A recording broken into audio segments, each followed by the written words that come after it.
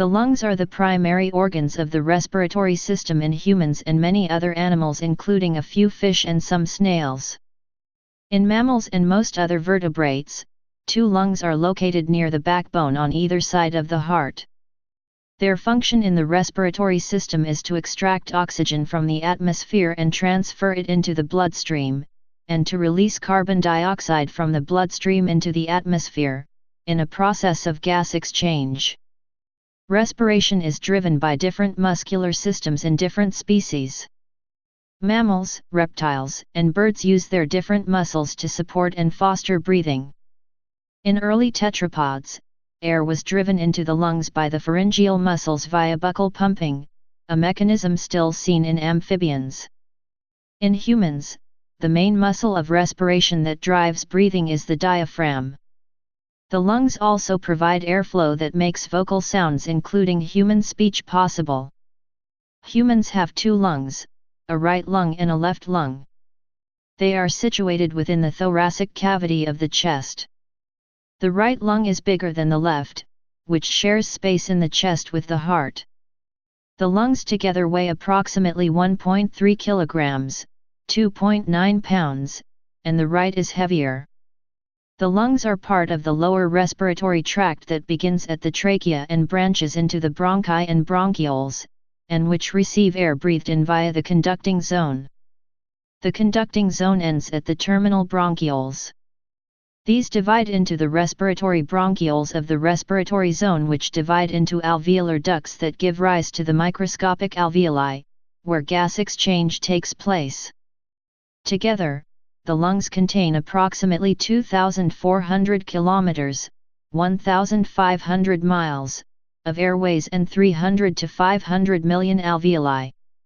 Each lung is enclosed within a pleural sac which allows the inner and outer walls to slide over each other whilst breathing takes place, without much friction. This sac also divides each lung into sections called lobes. The right lung has 3 lobes and the left has 2. The lobes are further divided into bronchopulmonary segments and lobules. The lungs have a unique blood supply, receiving deoxygenated blood from the heart in the pulmonary circulation for the purposes of receiving oxygen and releasing carbon dioxide, and a separate supply of oxygenated blood to the tissue of the lungs, in the bronchial circulation. The tissue of the lungs can be affected by a number of diseases, including pneumonia and lung cancer. Chronic obstructive pulmonary disease includes chronic bronchitis and previously termed emphysema, can be related to smoking or exposure to harmful substances such as coal dust, asbestos fibers, and crystalline silica dust. Diseases such as bronchitis can also affect the respiratory tract. Medical terms related to the lung often begin with pulmo, from the Latin pulmonarius, of the lungs, as in pulmonology, or with pneumo, from Greek pi nu epsilon mu omega nu lung, as in pneumonia. In embryonic development, the lungs begin to develop as an outpouching of the foregut, a tube which goes on to form the upper part of the digestive system. When the lungs are formed, the fetus is held in the fluid-filled amniotic sac, and so they do not function to breathe. Blood is also diverted from the lungs through the ductus arteriosus.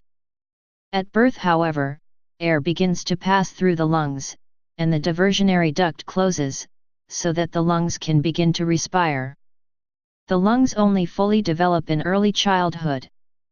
Structure of the human lungs. Gross anatomy. The lungs are located in the chest on either side of the heart in the rib cage. They are conical in shape with a narrow rounded apex at the top, and a broad concave base that rests on the convex surface of the diaphragm. The apex of the lung extends into the root of the neck, reaching shortly above the level of the sternal end of the first rib. The lungs stretch from close to the backbone in the rib cage to the front of the chest and downwards from the lower part of the trachea to the diaphragm. The left lung shares space with the heart, and has an indentation in its border called the cardiac notch of the left lung to accommodate this. The front and outer sides of the lungs face the ribs, which make light indentations on their surfaces. The medial surfaces of the lungs face towards the center of the chest, and lie against the heart, great vessels, and the carina where the trachea divides into the two main bronchi. The cardiac impression is an indentation formed on the surfaces of the lungs where they rest against the heart. Both lungs have a central recession called the hilum at the root of the lung, where the blood vessels and airways pass into the lungs. There are also bronchopulmonary lymph nodes on the hilum. The lungs are surrounded by the pulmonary pleurae. The pleurae are two serous membranes. The outer parietal pleura lines the inner wall of the rib cage and the inner visceral pleura directly lines the surface of the lungs. Between the pleurae is a potential space called the pleural cavity containing a thin layer of lubricating pleural fluid. Each lung is divided into lobes by the enfoldings of the pleura as fissures. The fissures are double folds of pleura that section the lungs and help in their expansion. The main or primary bronchi enter the lungs at the hilum and initially branch into secondary bronchi, also known as lobar bronchi, that supply air to each lobe of the lung. The lobar bronchi branch into tertiary bronchi, also known as segmental bronchi, and these supply air to the further divisions of the lobes known as bronchopulmonary segments. Each bronchopulmonary segment has its own segmental, bronchus and arterial supply. Segments for the left and right lung are shown in the table. The segmental anatomy is useful clinically for localizing disease processes in the lungs. A segment is a discrete unit that can be surgically removed without seriously affecting surrounding tissue. Right lung. The right lung has both more lobes and segments than the left. It is divided into three lobes, an upper, middle, and a lower, by two fissures, one oblique and one horizontal. The upper, horizontal fissure, separates the upper from the middle lobe.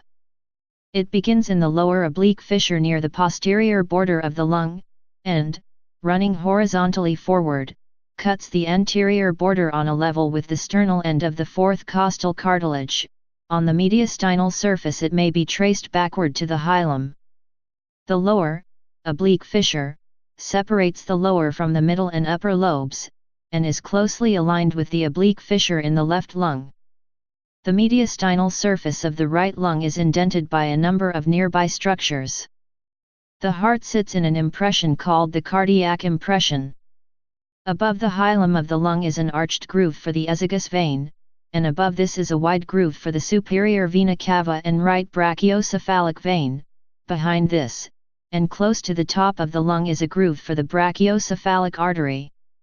There is a groove for the esophagus behind the hilum and the pulmonary ligament, and near the lower part of the esophageal groove is a deeper groove for the inferior vena cava before it enters the heart. Left lung. The left lung is divided into two lobes, an upper and a lower, by the oblique fissure, which extends from the costal to the mediastinal surface of the lung both above and below the hilum. The left lung, unlike the right, does not have a middle lobe, though it does have a homologous feature, a projection of the upper lobe termed the lingula. Its name means little tongue. The lingula on the left serves as an anatomic parallel to the right middle lobe, with both areas being predisposed to similar infections and anatomic complications. There are two bronchopulmonary segments of the lingula, superior and inferior. The mediastinal surface of the left lung has a large cardiac impression where the heart sits. This is deeper and larger than that on the right lung, at which level the heart projects to the left. On the same surface, immediately above the hilum, is a well-marked curved groove for the aortic arch, and a groove below it for the descending aorta. The left subclavian artery, a branch off the aortic arch, sits in a groove from the arch to near the apex of the lung. A shallower groove in front of the artery and near the edge of the lung, lodges the left brachiocephalic vein. The esophagus may sit in a wider shallow impression at the base of the lung. Microanatomy. The lungs are part of the lower respiratory tract, and accommodate the bronchial airways when they branch from the trachea. The lungs include the bronchial airways that terminate in alveoli, the lung tissue in between, and veins, arteries, nerves and lymphatic vessels. The trachea and bronchi have plexuses of lymph capillaries in their mucosa and submucosa. The smaller bronchi have a single layer and they are absent in the alveoli. All of the lower respiratory tract including the trachea, bronchi, and bronchioles is lined with respiratory epithelium. This is a ciliated epithelium interspersed with goblet cells which produce mucus, and club cells with actions similar to macrophages. Incomplete rings of cartilage in the trachea and smaller plates of cartilage in the bronchi keep these airways open. Bronchioles are too narrow to support cartilage and their walls are of smooth muscle, and this is largely absent in the narrower respiratory bronchioles which are mainly just of epithelium. The respiratory tract ends in lobules. Each lobule consists of a respiratory bronchiole, which branches into alveolar ducts and alveolar sacs, which in turn divide into alveoli. The epithelial cells throughout the respiratory tract secrete epithelial lining fluid, ELF, the composition of which is tightly regulated and determines how well mucociliary clearance works. Section 4 pages 7-8, page 4-7 ff. Alveoli consist of two types of alveolar cell and an alveolar macrophage. The two types of cell are known as type I and type II alveolar cells, also known as pneumocytes. Types I and II make up the walls and alveolar septa. Type I cells provide 95% of the surface area of each alveoli and are flat, squamous, and type II cells generally cluster in the corners of the alveoli and have a cuboidal shape. Despite this, cells occur in a roughly equal ratio of 1:1 or 6:4. Type I are squamous epithelial cells that make up the alveolar wall structure. They have extremely thin walls that enable an easy gas exchange.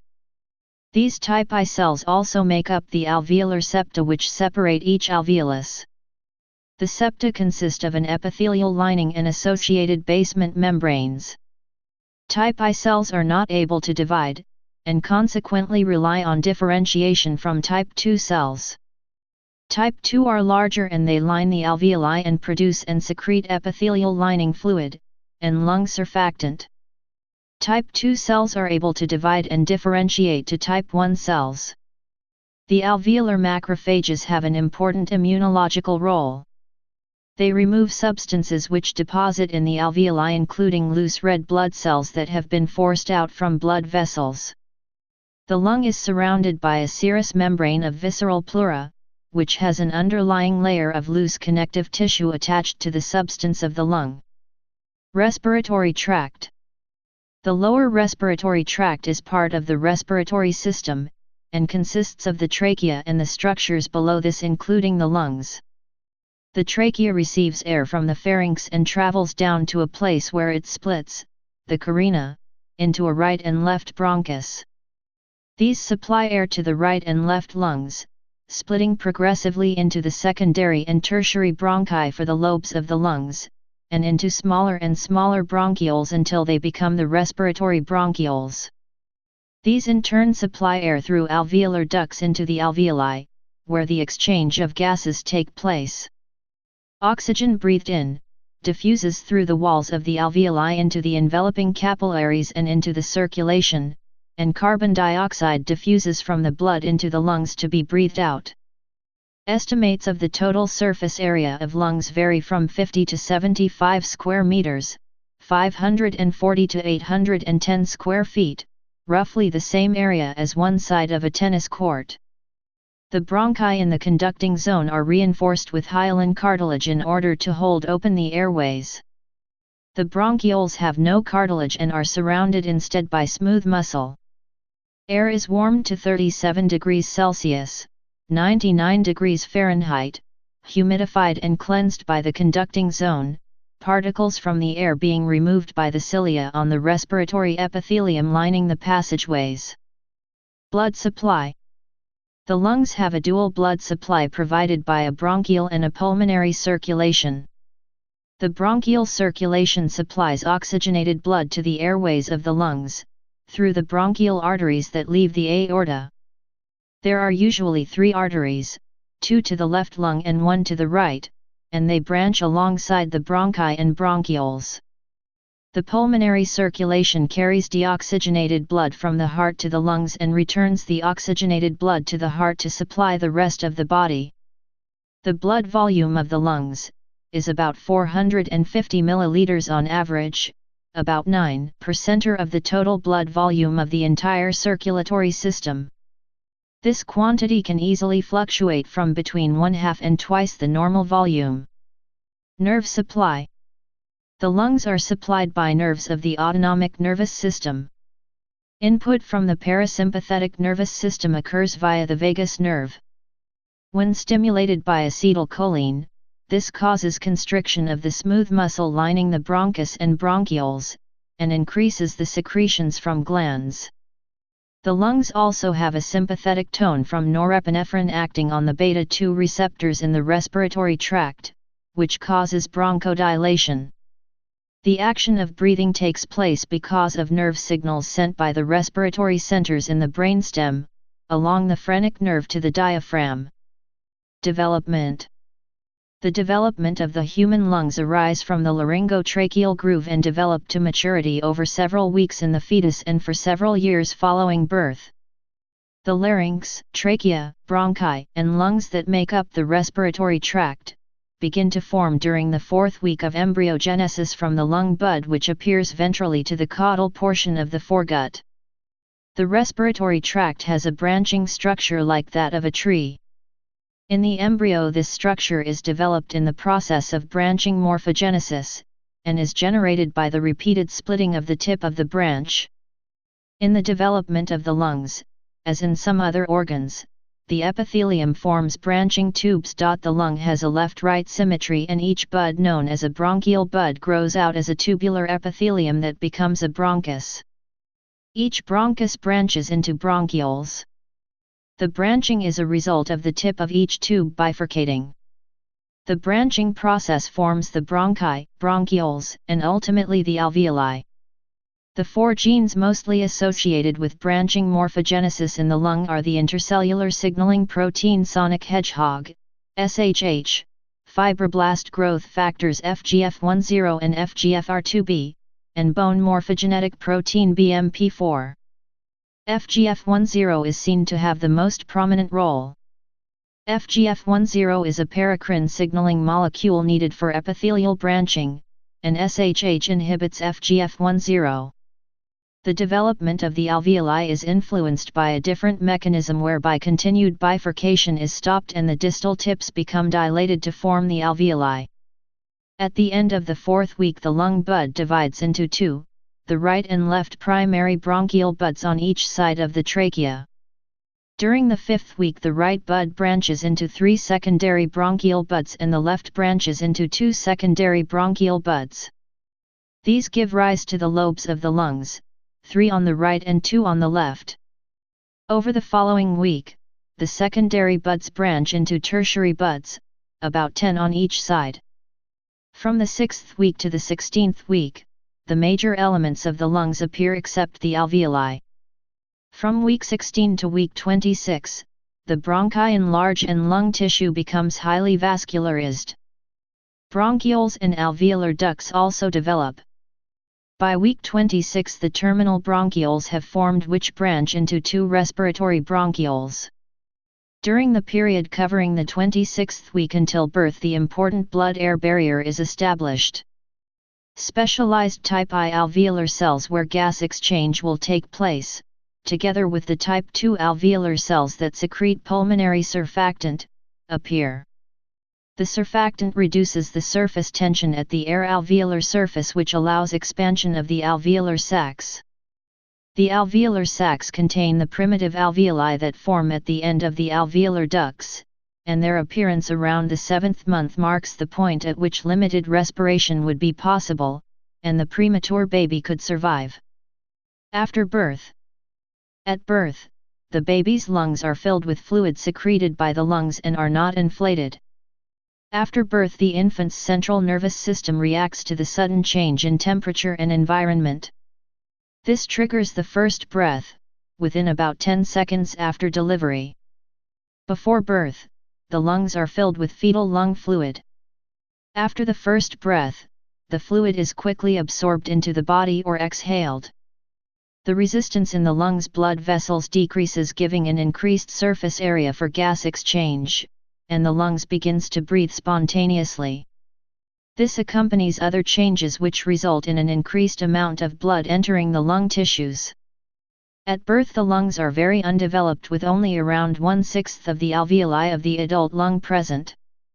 The alveoli continue to form into early adulthood, and their ability to form when necessary is seen in the regeneration of the lung. Alveolar septa have a double capillary network instead of the single network of the developed lung. Only after the maturation of the capillary network can the lung enter a normal phase of growth. Following the early growth in numbers of alveoli, there is another stage of the alveoli being enlarged. Function. Breathing. The lungs are not capable of expanding themselves, and will only do so when there is an increase in the volume of the thoracic cavity. This is achieved by the muscles of respiration, through the contraction of the diaphragm, and the intercostal muscles which pull the rib cage upwards as shown in the diagram.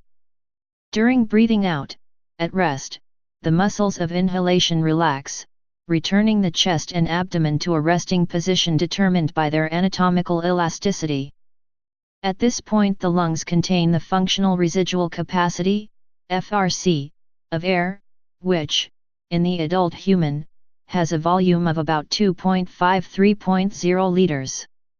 During heavy breathing as, for instance, during exercise, a large number of accessory muscles in the neck and abdomen are recruited. Exhalation, instead of being passive, is now caused by the rib cage being actively pulled downwards at the front and sides by the abdominal muscles. This has the effect of decreasing the size of the rib cage, and of pushing the abdominal organs up against the diaphragm, which bulges into the thorax. The lung volume of air at the end of exhalation is now less than the resting FRC. However, the lungs cannot be emptied completely, and in an adult human there is always still at least 1 liter of residual air left in the lungs after maximum exhalation. The FRC always remains in the alveoli after a normal out-breath. With each breath only about 350 ml, i.e. less than 15%, of this alveolar air is expelled into the ambient air, with about 150 ml remaining behind in the airways, as dead space ventilation, as it is the first air to re-enter the alveoli on inhalation. This is immediately replaced with the same volume of fresh, but moistened, atmospheric air. It is therefore obvious that the 350 ml inhaled fresh air is highly diluted by the 3 liters of functional residual capacity air, i.e. the air that remains in the lungs after a normal exhalation, and that the composition of the alveolar air therefore changes very little under normal circumstances. The alveolar partial pressure of oxygen remains very close to 14 kPa, 105 mmHg, and that of carbon dioxide varies minimally around 5.3 kPa, 40 mmHg, throughout the respiratory cycle, of inhalation and exhalation. Gas exchange. The major function of the lungs is gas exchange between the lungs and the blood. The alveolar and pulmonary capillary gases equilibrate across the blood-air barrier, a very thin diffusion membrane which is only, on average, about 2 μm thick, consisting of the walls of the pulmonary alveoli, consisting of the alveolar epithelial cells, their basement membranes, and the endothelial cells of the pulmonary capillaries. This membrane is folded into about 300 million small air sacs called alveoli, each between 75 and 300 m in diameter, branching off from the bronchioles in the lungs, thus providing an extremely large surface area, estimates varying between 70 and 145 square meters, for gas exchange to occur. Since the blood gases in the alveolar capillaries equilibrate with those in the alveolar air, the arterial blood that is spread evenly throughout the body by the left ventricle, will have the same partial pressures of oxygen and carbon dioxide as persist in the alveoli. Control of breathing. The arterial partial pressures of oxygen and carbon dioxide in the arterial blood are homeostatically controlled. A rise in the arterial partial pressure of carbon dioxide, and, to a lesser extent, a fall in the arterial partial pressure of oxygen, will reflexly cause deeper and faster breathing till the blood gas tensions return to normal. The converse happens when the carbon dioxide tension falls, or, again to a lesser extent, the oxygen tension rises, the rate and depth of breathing are reduced till blood gas normality is restored. It is only as a result of accurately maintaining the composition of the 3 liters alveolar air that, with each breath, some carbon dioxide is discharged into the atmosphere and some oxygen is taken up from the outside air. If more carbon dioxide than usual has been lost by a short period of hyperventilation, breathing will be slowed down or halted until the alveolar partial pressure of carbon dioxide has returned to 5.3 kPa, 40 mmHg. The opposite occurs after breath holding. The partial pressures of oxygen and carbon dioxide in the arterial blood are measured by the peripheral chemoreceptors, the aortic and carotid bodies, and the central chemoreceptors of the medulla oblongata of the brainstem. The peripheral chemoreceptors are more sensitive to the arterial partial pressure of oxygen than they are to the arterial partial pressure of carbon dioxide. The central chemoreceptor is particularly sensitive to the pH of the cerebrospinal fluid, which is directly influenced by the partial pressure of carbon dioxide in the arterial blood. Information from the peripheral chemoreceptors is relayed to a series of interconnected nuclei which comprise the respiratory centers in the medulla oblongata and the pons of the brainstem. This information determines the average rate of ventilation of the alveoli of the lungs, to keep the partial pressures of oxygen and carbon dioxide in the arterial blood constant. The respiratory center does so via motor neurons which activate the muscles of respiration, in particular the diaphragm. Exercise also increases the respiratory rate, partly in response to the movement of the limbs detected by proprioceptors in the muscles and joints, an increase in body temperature, the release of adrenaline, epinephrine, from the adrenal glands, and from motor impulses originating from the cerebral cortex. Protection. The lungs possess several characteristics which protect against infection. The lung tract is lined by epithelia with hair-like projections called cilia that beat rhythmically and carry mucus. This mucociliary clearance is an important defense system against airborne infection.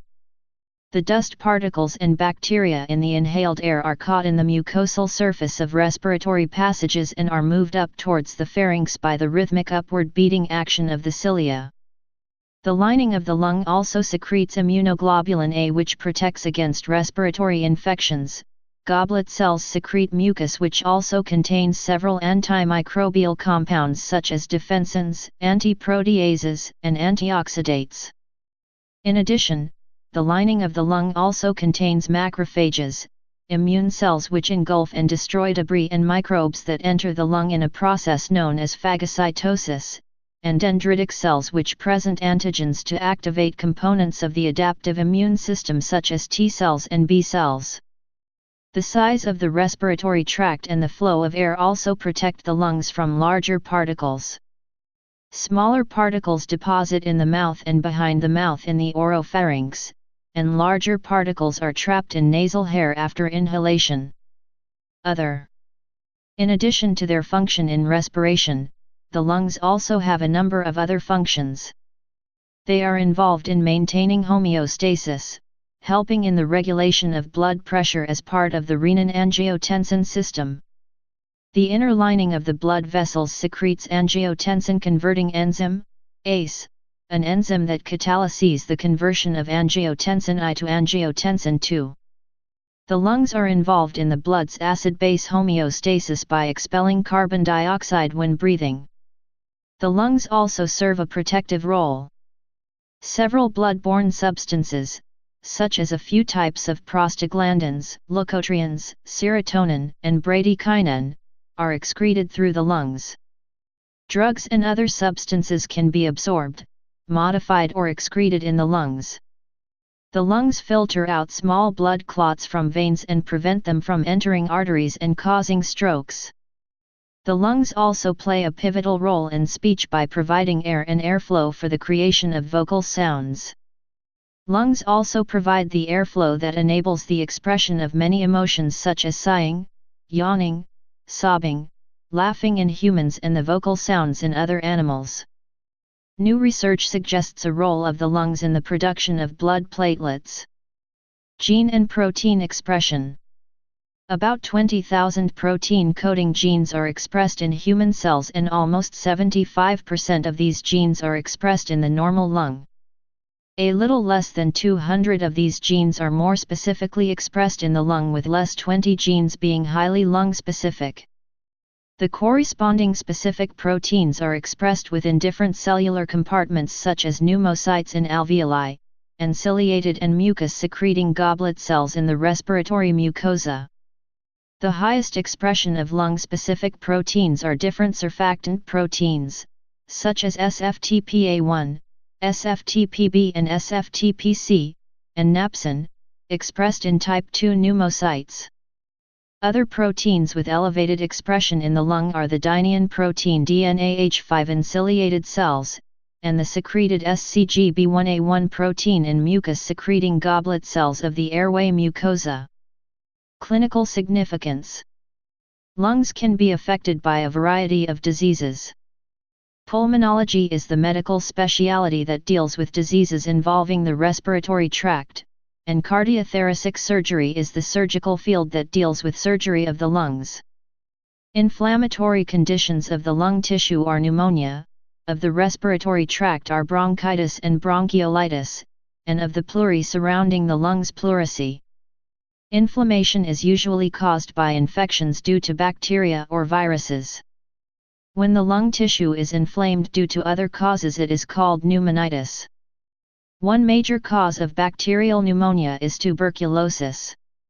Chronic infections often occur in those with immunodeficiency and can include a fungal infection by Aspergillus fumigatus that can lead to an aspergilloma forming in the lung. A pulmonary embolism is a blood clot that becomes lodged in the pulmonary arteries. The majority of emboli arise because of deep vein thrombosis in the legs. Pulmonary emboli may be investigated using a ventilation/perfusion scan, a CT scan of the arteries of the lung, or blood tests such as the D-dimer. Pulmonary hypertension describes an increased pressure at the beginning of the pulmonary artery that has a large number of differing causes. Other rarer conditions may also affect the blood supply of the lung, such as granulomatosis with polyangiitis, which causes inflammation of the small blood vessels of the lungs and kidneys. A lung contusion is a bruise caused by chest trauma. It results in hemorrhage of the alveoli, causing a buildup of fluid which can impair breathing, and this can be either mild or severe. The function of the lungs can also be affected by compression from fluid in the pleural cavity, pleural effusion, or other substances such as air, pneumothorax, blood, hemothorax, or rarer causes. These may be investigated using a chest X-ray or CT scan, and may require the insertion of a surgical drain until the underlying cause is identified and treated.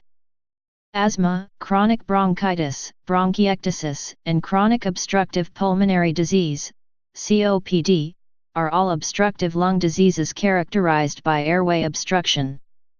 This limits the amount of air that is able to enter alveoli because of constriction of the bronchial tree, due to inflammation. Obstructive lung diseases are often identified because of symptoms and diagnosed with pulmonary function tests such as spirometry. Many obstructive lung diseases are managed by avoiding triggers, such as dust mites or smoking, with symptom control such as bronchodilators, and with suppression of inflammation, such as through corticosteroids, in severe cases. One common cause of COPD and M. Please subscribe and thanks for watching.